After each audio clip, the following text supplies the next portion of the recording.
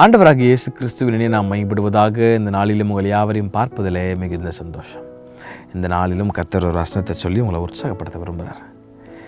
66 சங்கீதம் 6 நான் வாசிக்கிறேன், கவனிங்க. கடலை உலர்ந்த தரையாக மாற்றினார், ஆற்றை கால்நடையாய் கடந்தார்கள், அங்கே அவரில் களி கூர்ந்தோம். யாரை குறித்து சொல்கிறாருன்னு ஞாபகம் வருது உங்களுக்கு? இஸ்ரவேலர்களை குறித்து சொல்கிறார். ஒரு பெரிய பிரச்சனை மாட்டிக்கிட்டாங்க இஸ்ரவேலர்கள். நம்ம எல்லாருக்கும் தெரியும். செங்கடலுக்கு முன்னாடி நின்றுட்டுருக்குறாங்க.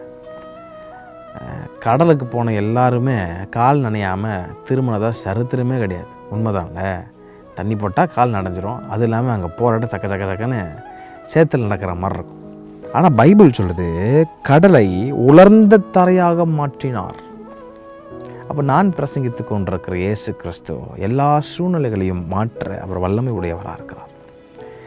ஒருவேளை உங்கள் வாழ்க்கை இஸ்ரவேலர்களை போல எல்லா பக்கங்களும் அடைக்கப்பட்ட ஒரு வாசல் நின்றுருக்கிற ஆண்டவரே, வழியே இல்லைப்பா, எனக்கு முன்னாடி ஒரு கடல் தெரியுது, அந்த கடலில் நடந்து போகவே முடியாது, எப்படி நான் அந்த கடல் வழியாக நடந்து போகிறது? இஸ்ரவேலர்களோட கேள்வி கேட்டிருப்பாங்க. ஆனால் ஆண்டவர் மோசையை பார்த்து சொன்னார், டே நீ கொண்டு போ, உன் நடத்தினதுனா உன் கையில் இருக்கிற கோலை உயர்த்தி பிடிக்கணும் அப்படின்னா உயர்த்தி பிடிச்சா ஆண்டவர் காற்றை வரவழைத்து கடலை 2 புலஞ்சா. இப்போது 2 வால்ஸ், கிரேட் ஃப்ளட் வால்ஸ் மாதிரி நிற்குது 2 பக்கமும்.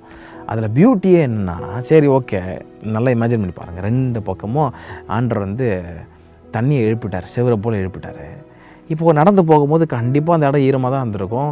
அவங்களால ஸ்பீடாக நடந்து போயிருந்திருக்க முடியாது. ஆனால் பைபிள் சொல்லுது, கடலை உலர்ந்த தரையாக தம்முடைய பிள்ளைகளுக்காக மாற்றினார். பாருங்கள், அவங்க நடந்து போகக்கூடிய இடம் எகிப்தியர்கள் கையில் அவங்க அடிபட்டுருவாங்கன்னு தெரிஞ்ச ஆண்டவர் அது உலர்ந்த தரையாகவே மாற்றினார். எதை குறிப்பிட்டு காட்டுறதுனா, தம்முடைய பிள்ளைகள் மேல் அவர் வைத்திருக்கிற கரிசனை. அவர் ஒரு நல்ல தகப்பன்.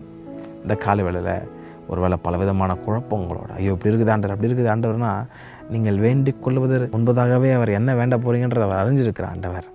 இந்த கால வேளையில் உங்களுக்கு முன்பதாக இருக்கிற எல்லா காரியத்தையும் கர்த்தர் உலர்ந்த தரைகளை போல மாற்றுகிறார். ஏன் மாற்றுறாருன்னா, நீங்கள் நல்லா நடந்து போகிறதுக்கு கர்த்தர் மாற்றுறார். சூழ்நிலைகளை கர்த்தர் மாற்றுவார். நாள் முழுவதும் நீங்கள் அறிக்கை பண்ண வேண்டிய வார்த்தை, என்னை நடத்துகிற கர்த்தர்னோடு கூட இருக்கிறார், அதிசயமாக நடத்துவார். அறிக்கை பண்ணுங்கள், அதிசயத்தை நீங்கள் பார்ப்பீங்க. கர்த்தர் தாமே உங்கள் யாவரையும் ஆசீர்வதிப்பாராக. ஆமென்.